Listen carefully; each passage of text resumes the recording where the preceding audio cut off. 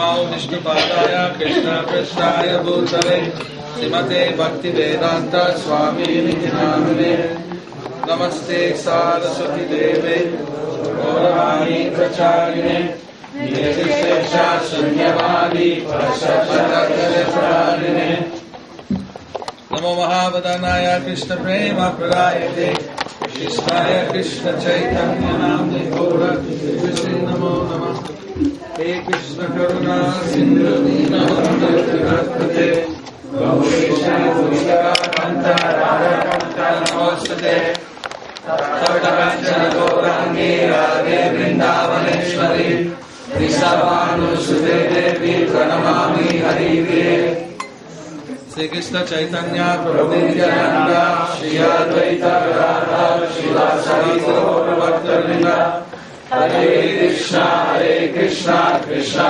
Hare Hare Hare Rama Rama Rama Hare Hare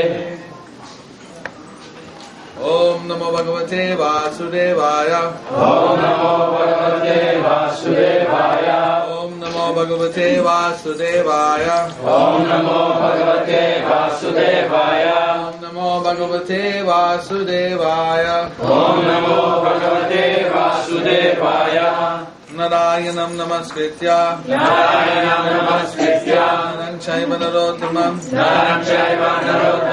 Devim Saraswatim Vyasam Tato Jayamudiyajat Mukakaroti Bachalam Pangolang Gayate Giri Yatkipa Chamahang Bande Sigurun Vinatarinam Paramananda Madhavam Sri Chaitanya Iswaram Harihi Om Tat Sat.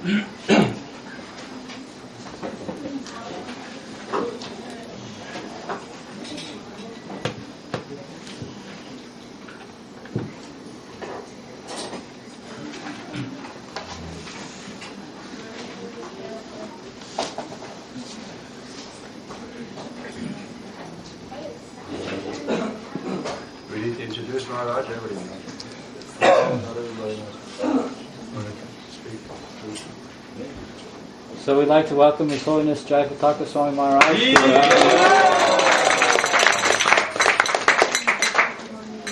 Hope that he'll continue to bless us with his presence at least once a year.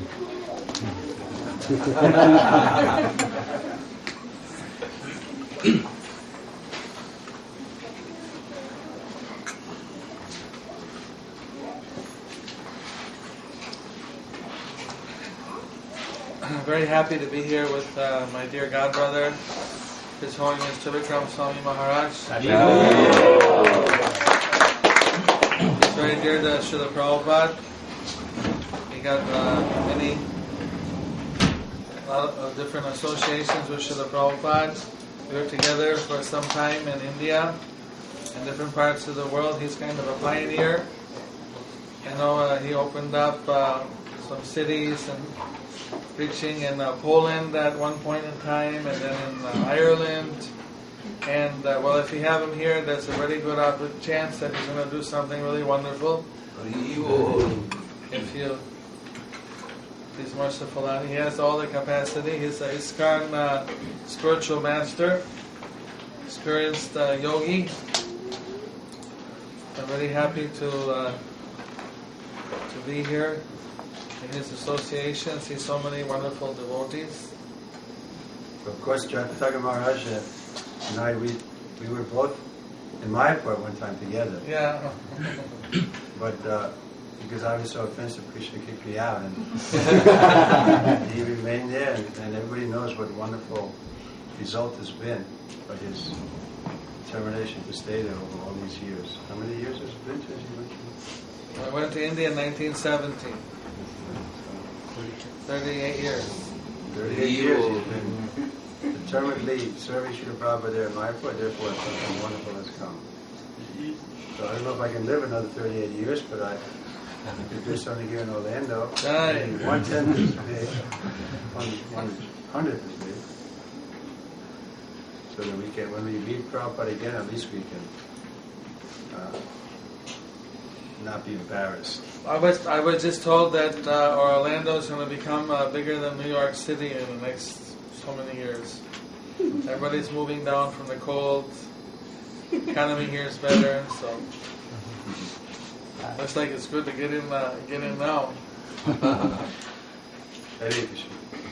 Short verse.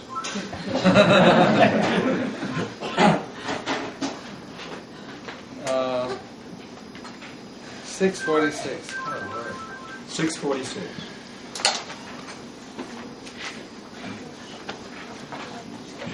Jnana Yoga.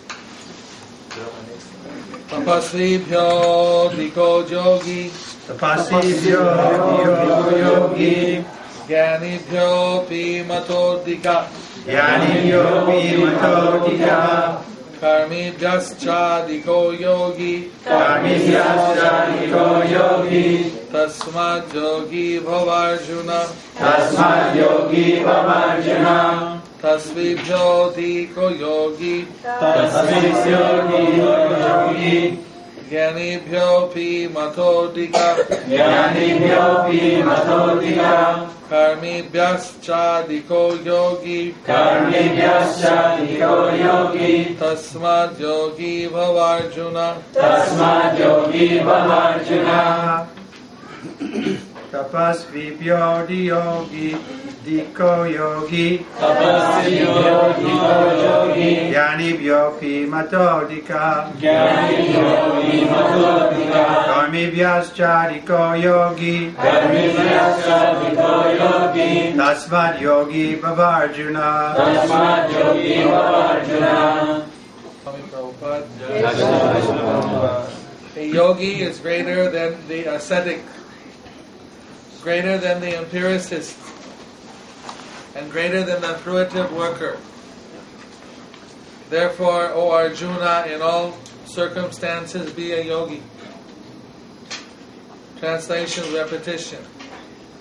A yogi is greater than the ascetic, A yogi is greater than the ascetic, greater than the empiricist, greater than the empiricist, and greater than the fruitive worker. and greater than the fruitive worker. Therefore, O Arjuna, Therefore, O Arjuna, in all circumstances be a yogi. in all circumstances be a yogi. Purport by Srila Prabhupada. Jai Shri. When we speak of yoga, we refer to linking our consciousness with the Supreme Absolute Truth. Such a process is named differently by various practitioners in terms of the particular method adopted. When the linking process is predominantly in fruitive activities, it is called karma yoga. When it is empirical, predominantly empirical, it is called jnana yoga. And when it is predominantly in a devotional relationship with the Supreme Lord, it is called bhakti yoga. Bhakti yoga or Krishna consciousness is the ultimate perfection of all yogas, as will be explained in the next verse. The Lord has confirmed herein the superiority of yoga, but He has not mentioned that it is better than bhakti yoga. Bhakti yoga is full spiritual knowledge, and therefore nothing can excel it. Asceticism without self-knowledge is imperfect. Empiric knowledge without surrender to the Supreme Lord is also imperfect. And fruitive work without Krishna consciousness is a waste of time. Therefore, the most highly praised form of yoga performance mentioned here is bhakti yoga, And this is still more clearly explained in the next verse. So I'll read the next verse since it's referred to so often. Yoginam api sarvesham Yoginam api sarvesham Madgatenantaratmana Madgatenantaratmana Shadavan bhajate yomam Shadavam bhajate yomam Same yukta tamo mata. Same yukta tamo mata. Translation by Srila Prabhupada. And of all yogis, the one with great faith who always abides in me, thinks of me within himself, and renders transcendental loving service to me. He is the most intimately united with me in yoga, and is the highest of all. That is my opinion.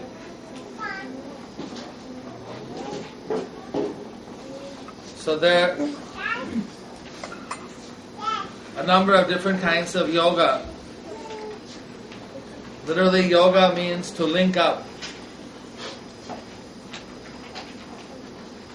So someone may try to link up by doing good works for the Lord, or by meditating on the Lord or His one of His different forms.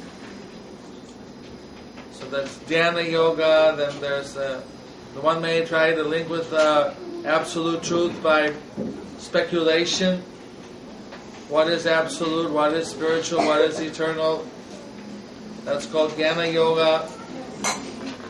And there's the eightfold process of meditation, using the hatha yoga is the first, using different postures. Today that's very popular, more for health. But the real purpose of yoga is actually to link us with the absolute truth. So someone's trying to link by meditation and learning the different asanas and actually wants to link with the absolute truth. Then he's called an Astangi yogi or Dhyana yogi. But the most direct process is to link up through direct devotional service. As Krishna explains here in the verse 47. Someone has great faith, who thinks of me within himself, who renders transcendental loving service to me. He's the most intimately united with me in yoga. The idea is that everyone, Krishna says, in all cases be a yogi. What is the use of taking a human birth where we have the intelligence, the capacity to link up with the absolute truth, and we don't do it, we don't try for it? Then it's a big waste of our human form of life. Once His Divine Grace A.C. Bhaktivedanta Swami Prabhupada, he sent me an article from Melbourne, Australia.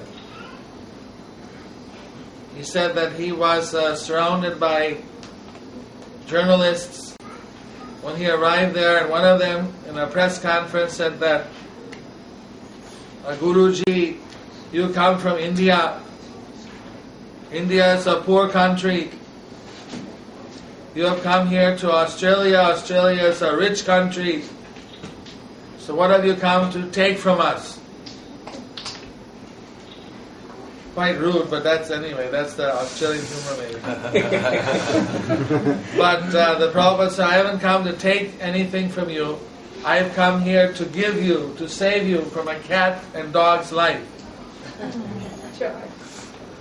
And they said, what do you mean that we live a cat and dog's life here? He said, well, let's analyze it.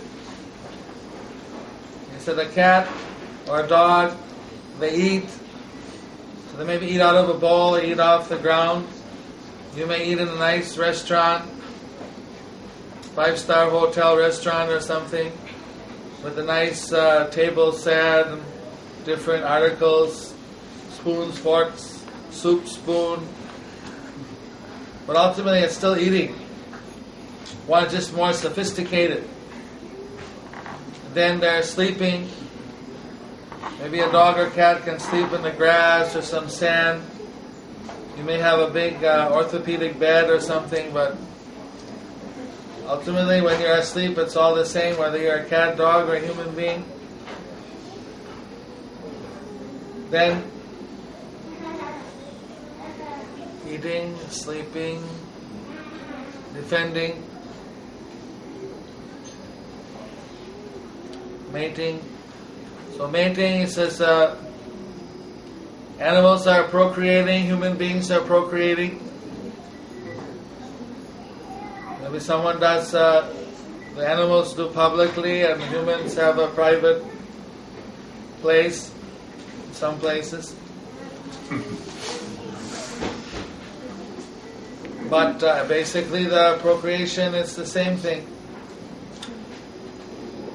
Then human beings, animals fight with their fangs, with their claws, with their horns.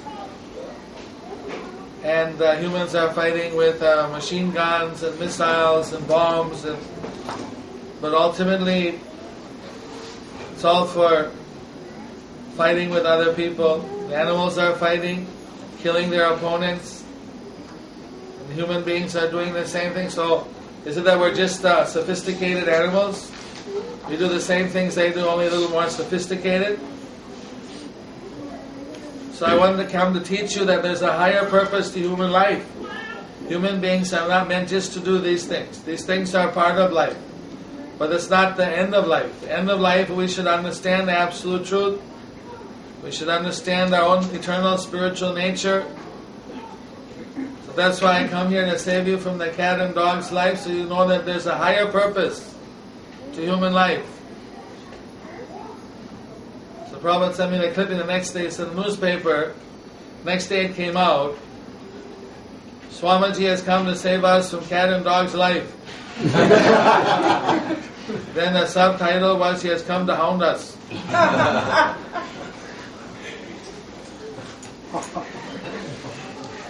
That's Aussie humor. So, but like that, Prabhupada actually, he came as ambassador from the Supreme Lord to waken up people that there's a higher purpose to life.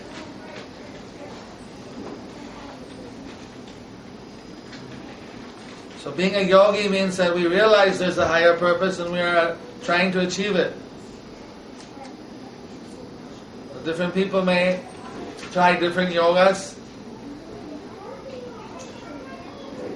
By some means or another, we should be trying to link up. We should try to be a yogi. We should be a yogi, not try to be. But here, the most direct, fastest, and most profound, intimate connection with the Absolute Truth is through this devotional service.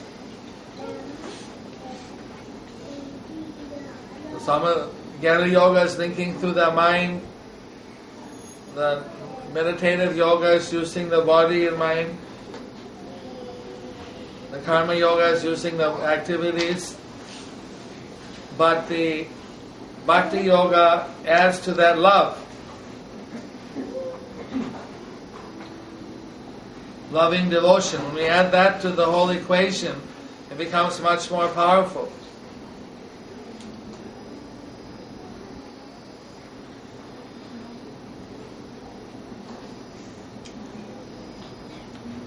Lord Chaitanya came 521 years ago where I live in Mayapur. He appeared there in order to give us this opportunity to connect directly with Krishna. Lord Chaitanya's Krishna came as a devotee to show how to practice devotional service. It's a city in eastern India, small holy city where, like Bodh Gaya, there's 11 Gayas. The Vishnu Gaya is where one does a ceremony for the deceased forefathers. Everybody has mothers and fathers and grandfathers and great-grandfathers. How many would like to send them a package of good karma? I would like to, if they're in some hellish condition, like to send them, like to free them from that suffering and give them a whole new lease on life. So this system is available within our Vedic culture. And some places are especially dedicated for that. This Gaya, Vishnu Gaya. There's a lotus footprint of Lord Vishnu there. Lord Chaitanya went there to perform this ceremony for his deceased father.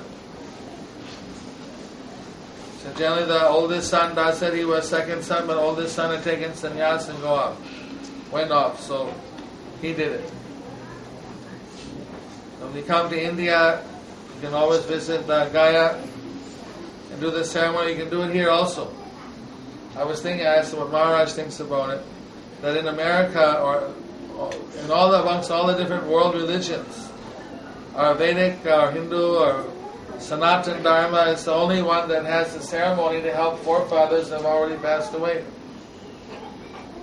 So if you want to do something to help them, we have the process. Most of the other religions think that they're all going to wait in the ground until their final judgment, and the Buddhists who believe in reincarnation, they don't believe in sacrifices. So we have the key. The Lord Chaitanya went there. Most good followers of Vedic culture do this ceremony either annually at their residence, and once in a life they go to some powerful holy place like Gaya. So when he went there, he happened to meet Ishwar Puri. Ishwar Puri is the best disciple, the most dear disciple of Madhavendra Puri. So when he met him, because Ishwar Puri had visited the house some years before and stayed there for some time, so then he knew that this was a bona fide guru. His father had accepted him. He was a dear disciple of Madhavendra Puri. Now that his father had left, he felt the need that I should also have a spiritual father. So he asked to please accept me as your disciple, give me initiation.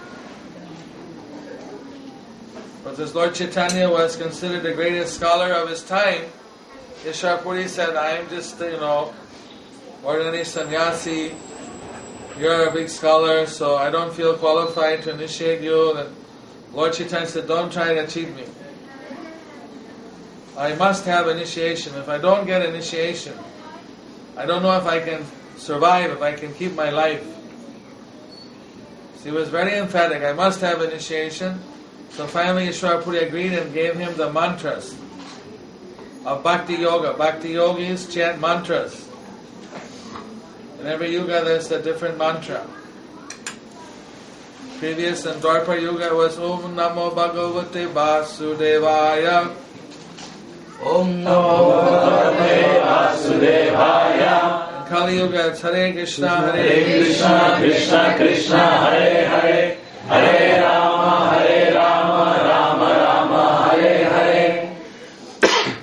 So like that, he got the mantra and he started chanting. He felt so blissful that he was spinning around and dancing, and tears were just shooting from his eyes. So all the priests that were there to do these ceremonies, they were gathered around it.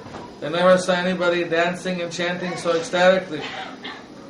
So they were amazed, and then suddenly Lord Chaitanya realized he got a big crowd staring at him. So then he felt a little self-conscious and gathered himself together. Then he went over to the temple room to perform this ceremony for his departed father. So part of the ceremony was to worship the lotus feet of Vishnu, to pour milk and yogurt and ghee and honey and sugar water, natural organic sugar, not refined sugar, that came not much later now. They poured that on the lotus feet. When he was doing that, he felt so much love coming in his heart. By doing this personal worship, he felt so much connected.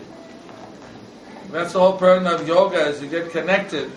That tears of love again were pouring from his eyes, his body was shaking, his voice was getting choked up. People were amazed that they didn't see so much expression of love coming so spontaneously. Then, after that, he dedicated all that worship in the name of his father, his deceased father. Then he offered a plate of bhoga. This means foodstuffs like fruits, different vegetarian food, offered to Vishnu, and then offered all the remnants, the prasadam. Prasadam really means mercy. And today I saw there's a whole feast waiting for you. When you take this sanctified foodstuff that's offered as an offering to Krishna, then it destroys karmas and it makes you spiritually advanced. So recommending people should be not only vegetarians but should be Krishna prasadam-tarians. They should eat the food that's offered as a sacrifice. You can try out tonight, and if you like it, then I'm sure we can find someone to teach you how to prepare. So when he offered that food, and then he was feeling so much blissful, he thought, I'm going to go to Vrindavan right now. He started running across the river, Falgu river, and heading toward Vrindavan. Vrindavan Bihari Lal Ki, the holy land of Krishna's appearance. As he was running, I'm going to Vrindavan, I'm going to Vrindavan! Vrindavan Ki! Jai! Then a voice came from the sky. Someone that's directing his pastime said, wait a minute, hold it. You're not supposed to go to Vrindavan now. You're supposed to go back to Navadip, start the Sankirtan movement of congregational chanting of the Hare Krishna Maha Mantra. Then later you can go to Vrindavan. Who was that somebody who was directing Right, Vrindavan is Tulsi Devi, right? Vrinda Devi, but I don't know who does it for Lord Chaitanya. Maybe she has another form. There's like angels that guide the Lord his pastimes, special spiritual personalities. That's their eternal service. Otherwise, the things don't happen the way they're supposed to. Then could create some problems. So then Lord Chaitanya went back. When he get back to Bengal, back to Mayapur, then he was the changed person. Before he was the big Nimai Pandit, erudite scholar, and he was teaching different kinds of yoga, but not only Bhakti Yoga.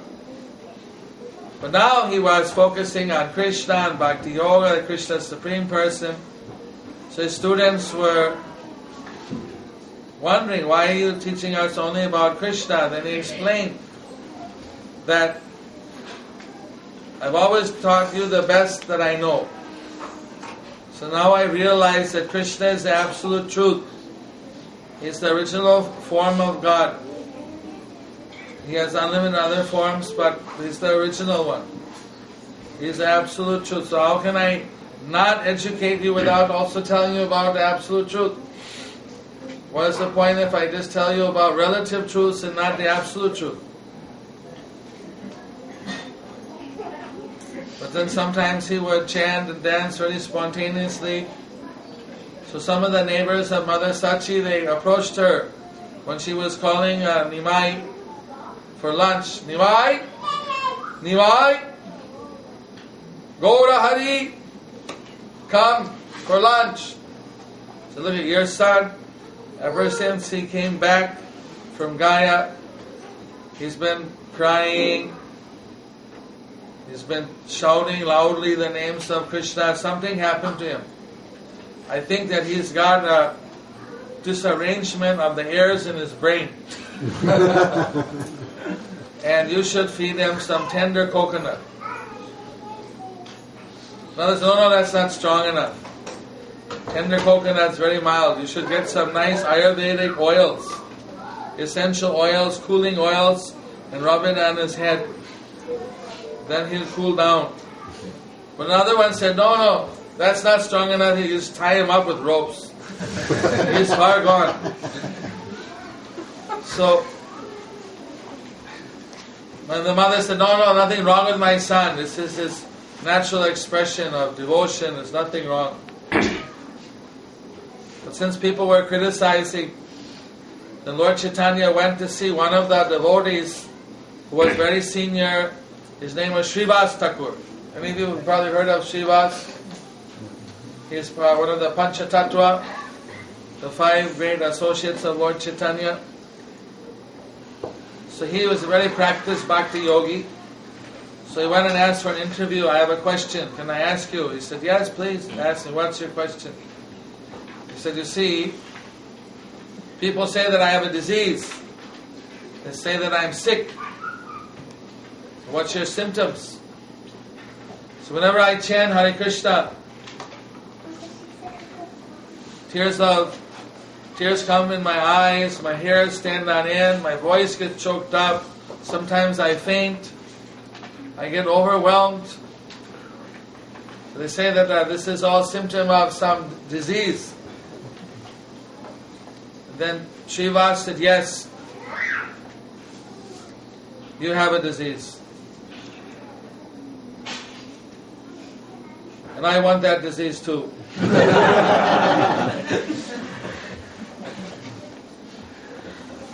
You have you have love of Godhead. Like all the religions say we should love God, but what actually is love of God? It's not just going once a week to the holy place. It's to be ecstatically, intimately connected with the Supreme Personality of Godhead. So Lord Chaitanya actually showed that, demonstrate what pure love is. So Shiva said that even Brahma, even Indra, what's the person? Brahma, Shiva, they want this kind of love. But they're not able to get. Very hard to achieve. So naturally, most people are not going to understand your spiritual expressions. So I invite you to come and chant here with some select devotees in my garden.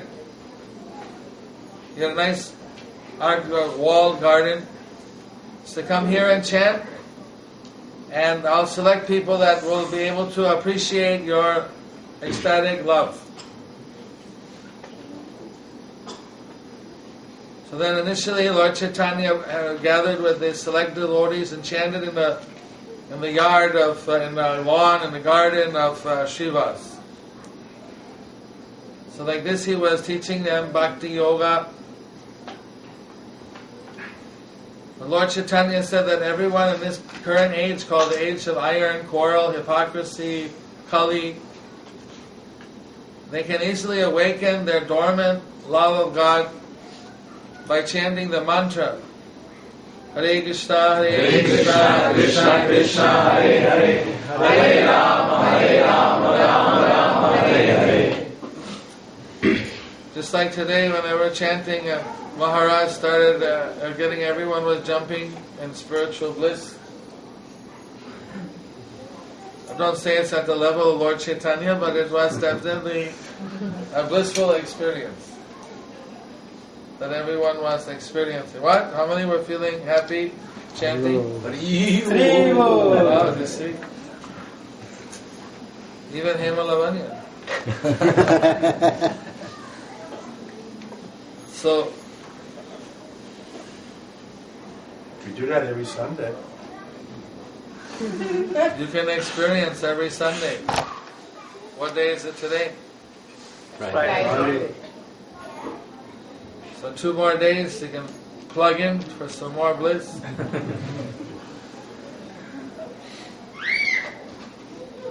When we're alone, we can do the meditation on beads. We have these prayer beads called japas. Usually they're made out of tulasi, sacred wood called sweet basil in English, I think. Oh, no, called sacred basil. Holy basil. Use the beads, helps to concentrate. when you're alone, and when you're with a group of people, you chant on with the drums and the cymbals.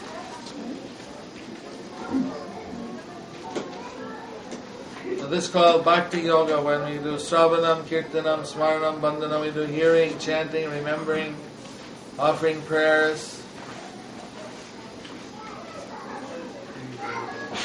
So basically this is like a postgraduate. It's a postgraduate study that for anybody from any religion they can practice. We're not saying you have to leave your religion or change it. But this is a postgraduate, how to actually achieve the success that we're supposed to in very quick time. The idea is that yoga is supposed to bring us a realization. We are actually the living force within our body. When the living force leaves the body is called dead. We think we're the body, we're identifying that this is me, but this is not actually who we are. This is just like a cloth, a coat that we're wearing. We're expressing ourselves through the body, through the senses, but it's not our eternal identity. When we, the living force in the body, leave the body doesn't look the same. Nobody keeps it around. You bury it, you burn it, you wrap it up in the sea. They wrap it up with the Navy and they dump it into the deep. The Farsis hang up the dead body in a tower and let the vultures come and eat all the meat. So it says if you're eaten by birds, then the body is transformed into bird stool. If you put in the ground, then you're eaten by worms eventually, the different worms that are in your body, and you become worms. So in the Vedic culture, they generally recommended to cremate the body, then you become ashes. You don't become, the body becomes ashes. You went on and are now in a new body somewhere else. So ashes are a little more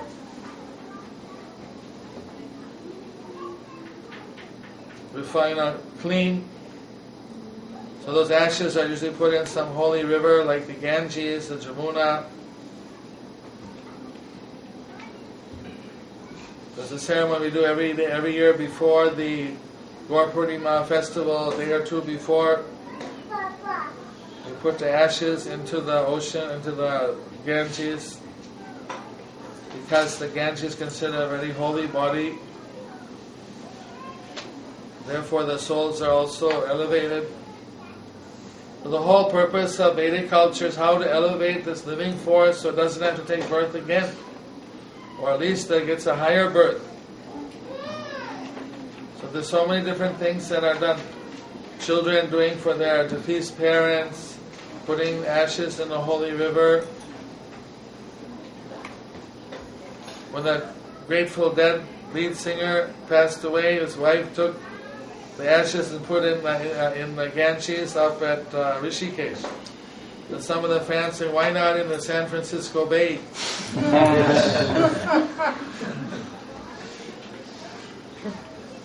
The wife was smart. Put in the holy Ganges. So we'd like to encourage everyone to be a yogi, to connect with the Absolute. Just like we connect with each other by our mobile phone. That's through vibrations.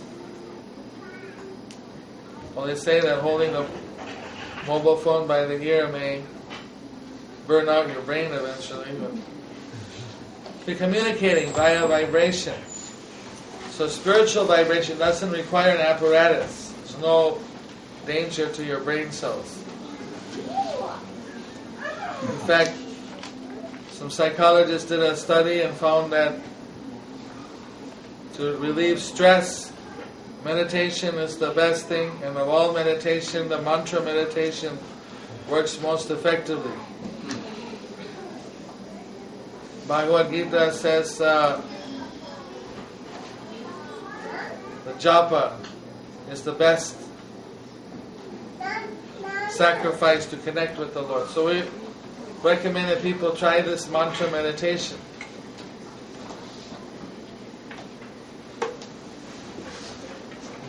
That's what Lord Chaitanya was practicing, and that's what later he made popular. He predicted to be brought to the West. So in 1965, our founder Bhaktivedanta Swami Bhagavad came to the West. He stayed in Gainesville. Don't know if that time he came here to Orlando, but He didn't stay overnight. He came back the same day from Gainesville. same day. Because we were in Brooklyn and he came back the same day. Peter Hunter Maharaj wrote him for a program and then Well, even if you're there for a few hours, the great soul, he gave a lecture there. That's called Shripad. You can say Shripad Gainesville. Prabhupada went there and gave a lecture. And go. And if like an avatar or someone is like Krishna himself or some avatar Vishnu appears somewhere, then that becomes a dham. So a dham is like 32 miles in circumference, and a Shripad is 3 miles. you annoy these things. Huh? Because Prabhupada, we went to see Haridaspur. Then when so what's his name? Sarup.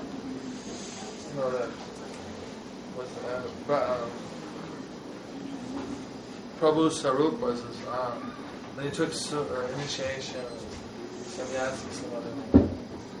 First he was Prabhu Sarup, and he wanted to give this Shripad to Haridas Thakur and to Prabhupada.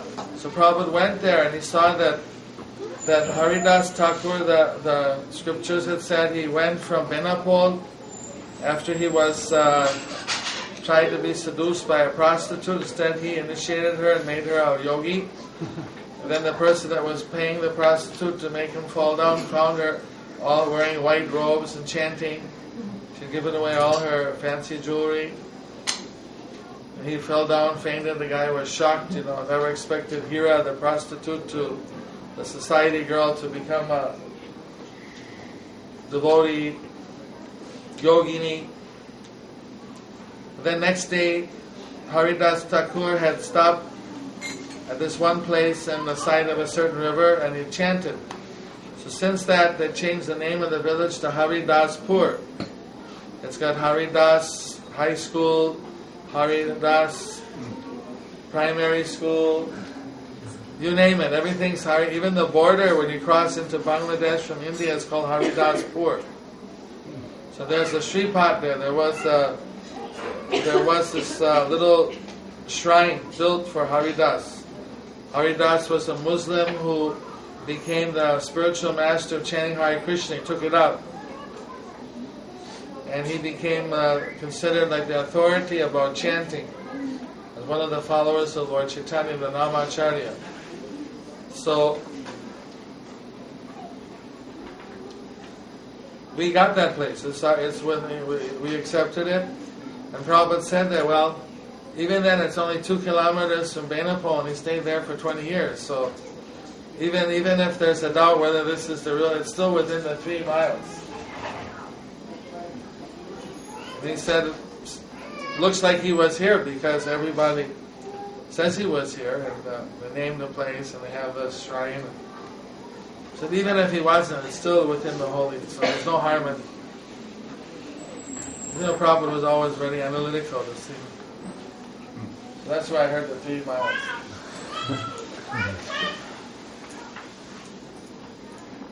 So like that, we hope all of you take out. How many of you are chanting Hare Krishna?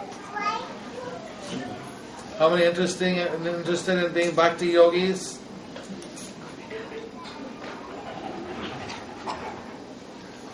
Sean, you're not interested?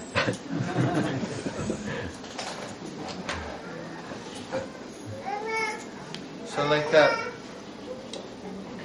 Very happy to meet all of you. I don't know if I should cease speaking or let Maharaj say something. Well, maybe you could end by telling another story about Prabhupada. You had so much association with him.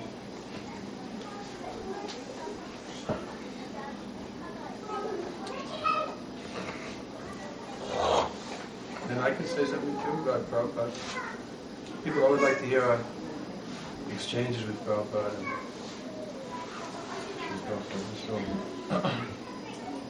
inspiring. Well, I used to practice Hatha Yoga before I met the devotees. And then when I met the devotees, they showed me the beads, and one devotee called Upendra Prabhu was Prabhupada served the secretary at one point. He gave me a pair of beads that were used beads and showed me how to chant on them and said, "You go out." So I went into the park, and for 6 hours I was non-stop chanting Hare Krishna on the beads. First day. Where was that, Maharaj? Golden Gate Park in San Francisco. The Sripad. Prabhupada was there, that's right. Haribol. And I chanted slowly, concentrating, 32 rounds. When I came back, I felt so much spiritual energy that I was convinced this is the most powerful meditation I've ever done. I've been meditating now for some time, but this is off the charts. That was just kind of peaceful, but this was very dynamic. I came back, Upendra was waiting, and said, "I made a mistake. I gave you the bead chanted on by Prabhupada, and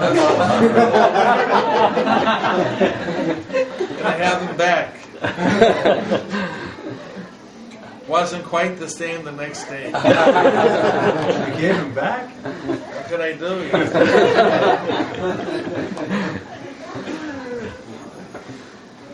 Should have stolen him or what? Just a humble, Then I went to see Prabhupada in Montreal. That he had lost his visa for America, so he was in Montreal. And then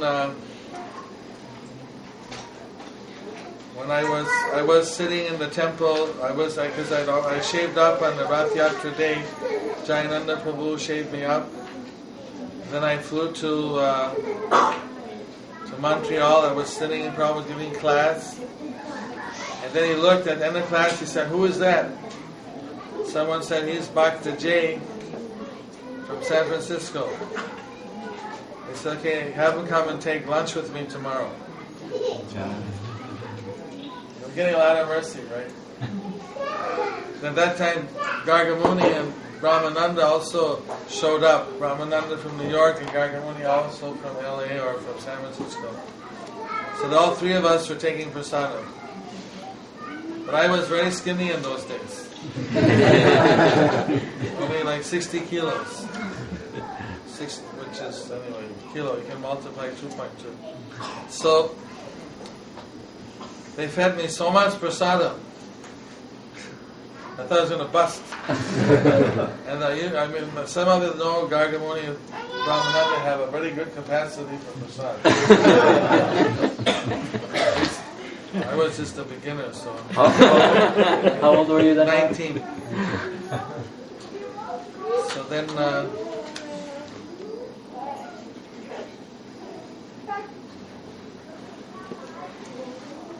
that time, this Jaya, what's her name? Govinda Dasi was Prabhupada's, one of Prabhupada's secretaries. So somehow I got engaged. That when all the secretaries went out to shop for Prabhupada, I could sit outside his door in case he ever wanted something. He'd ring the bell. 90% he never wanted anything. But one time he rang the bell, I came, and he had picked up one cockroach. Somehow a cockroach got in his room. And he opened the window and he spoke to the cockroach. "I'm going to give you the whole world. While you're cooped up in this little room, you can have the whole world to enjoy," and threw it out.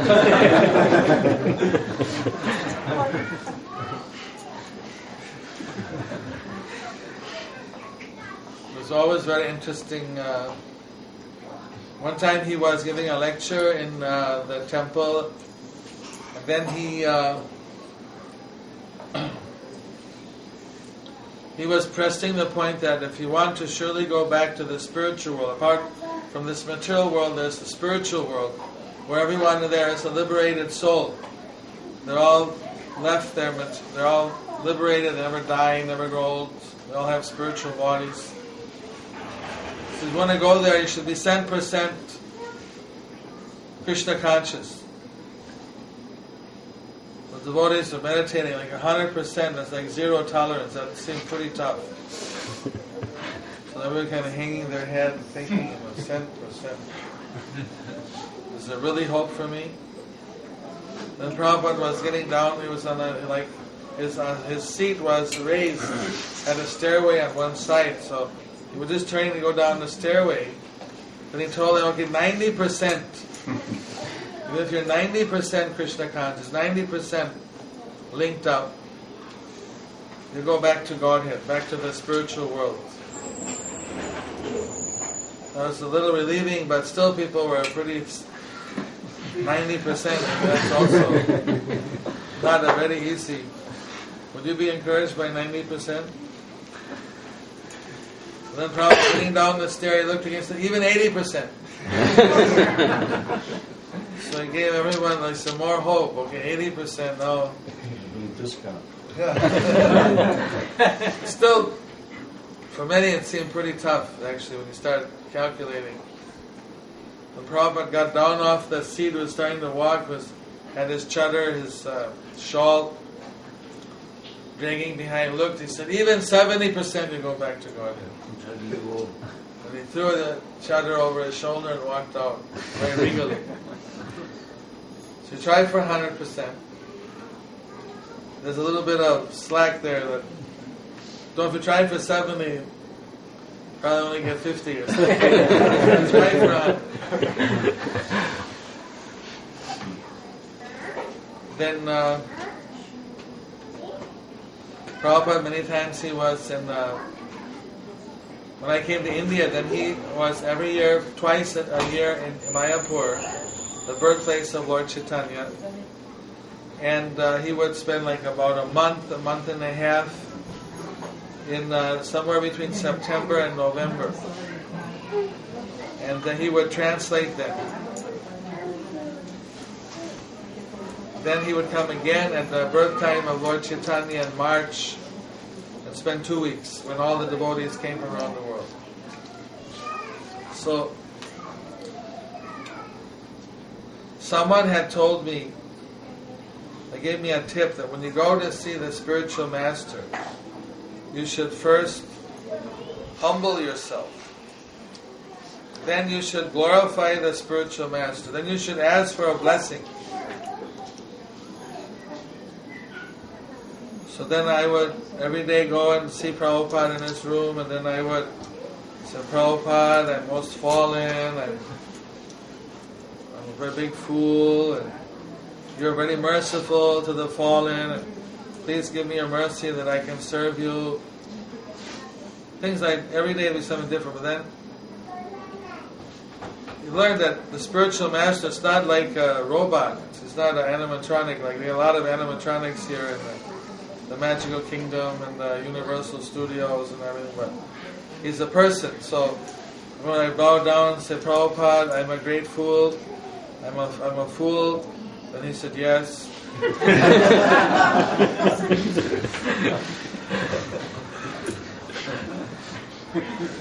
Maybe see if I really meant it or not. Then I said, Prabhupada, one time I said, I'm the most fallen. He said, you're not the most anything.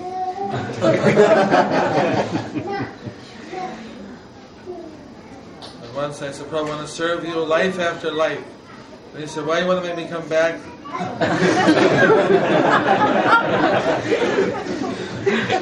Take birth again. Then I thought, what did I say wrong? I'm saying the right thing, not getting off the ground. And then I said, even life after life. And not that if I don't make it back to Godhead and I have to take birth again in the material world, then I want to continue serving Srila Prabhupada and Krishna consciousness. But of course, if he wants to take me back, it's not like I have to come back to serve him. I'm happy to serve him there too. So I added the word even, and okay, that was acceptable. Even like one time Prabhupada came, he arrived, we were doing a reception for him. He went up to his room, he sat down, and then we have some water here. So he would drink from a goblet, but he would drink without touching. He taught, I'll talk about that later. So he drank some water, he leaned back, he said, Mayapur, living or dying in Mayapur, it's all the same. That sounds mysterious. Well, living and dying, how can it be the same? He said, when you're living here, you're in the spiritual world. Because this is a dham, this is within the 32 miles of the appearance of Lord Chaitanya, who's Krishna. And if you leave your body here, then you go back to Godhead. It's a doorway to go back to the spiritual world. So living or dying in Mayapur, it's all the same. Sometimes I think things are sound very simple, but they're very profound. Then one day he's trying to teach some leading devotees who are visiting. He said, see, when you're giving class, you don't want to drink and touch your lips. You have to drink without touching, otherwise your hands, you're going to have to wash your hands. Then he gave everybody a sweet ball, said, now I want you to eat it without touching. He took one and popped it in his mouth from a distance. There was one devotee saying like, he touched, probably touched. Go wash your hands. Trying to teach a little bit of Indian culture, how to eat without touching, how to stay suchi. 3-4 times with Prabhupada was like, it's a simple thing, pop a candy in your mouth without touching. They couldn't get it. Finally, dropping, hit their nose, fell off. He was trying to teach Vedic culture to the Westerners. It was a bit difficult. Eventually, I think some of them got the idea, but Prabhupada was very merciful. He was always checking up on us. One time we were at the only building and there was open fields, no one around. We'd been robbed once attacked by robbers. So they had a night guard, and the devotees take shift and be up with night guard. We got some shotguns from the government. It's a big thing in India. You don't get guns easy. You have to go through a whole... It's not like America. It's pretty tough to get a license. So then one devotee told me that he was on the guard. He's walking around the building and the veranda. He sensed that somebody was there. So he took his flashlight, shined it, and there was Prabhupada kneeling down under the stairway. And he got up very gracefully. I was just checking on you.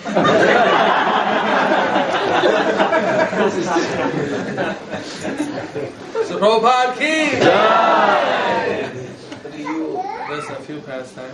Now we can hear from his holiness. Can you tell me the pastime of the milk as high as possible? The Prabhupada was brought milk. He liked to take hot milk at night. But the milk was, he said, it's not hot enough. They said, how hot do you want it? He said, as hot as possible. So they took the milk down and boiled it, steaming, brought it up. And Prabhupada picked the glass. It was so hot it burned his hand. He said, it's too hot. And they said, well, Prabhupada said, as hot as possible. He said, yes, but not impossible. far as possible to drink.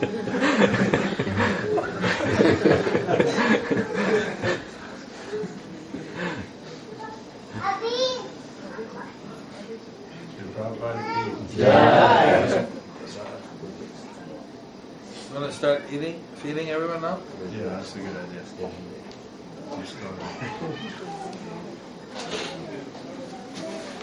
I'll tell one pastime about eating. I wasn't there, but I heard this pastime that once in Los Angeles, Tamal Krishna Maharaj was sitting next to Prabhupada, and Prabhupada gave a gulab jamun from his plate and gave it to Tamal. But because it was a sweet, he didn't eat it right away. He was going to eat it at the end. Another devotee reached over, took it, and threw it in his mouth. And Tamal Krishna Maharaj said, "You stole my gulab jamun!" Loud in front of everybody. And then Prabhupada looked and, oh, he's making quick advancement. Prabhupada saying there's no hard and fast rule for Mahaprasada. So even you could take it from my plate, but please don't do it.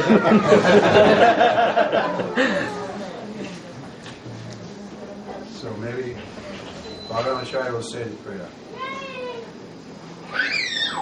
Mahaprasade Govinde, Mahaprasade Govinde, Namagramani Vaishnave, Namagramani Vaishnave, Smalpa Punyavatam Raja, Sarva Punyavatam Raja, Vishwasone Vajayate, Vishwasune Vajayate, Sharira Avidyaja, Sarira Avidyaja, Jadendriya Tahika, Jodendriya Tahika, Jivai Paile Vishya Sagare, Vivekale Vishaisagare, Aramadhe Jivayati, Dharmade Jivayati, Lopamoya Sudurmati, Lopamoya Sudurmati, Take Jita Katine Samsare, Sage Jita Katina Samsare, Krishna Bado Doyamon, Krishna Bhagavad Bari Jivaja, Gauri Bhare Jivajoy, Swaprasadana Diloka, Swaprasadana Dilovai, Sriyanam Nitapao, Seyanam Nitapao, Shri Radha Krishna Gunagao, Shri Radha Krishna Gunagao, Premeda Koshi Chaitanya Nitai, Premita Koshi Chaitanya Nitai, Jai Nimai Jai Nitai, Jai Mai Jai Nitai, Jai Shri Krishna Chaitanya, Jai Shri Krishna Chaitanya,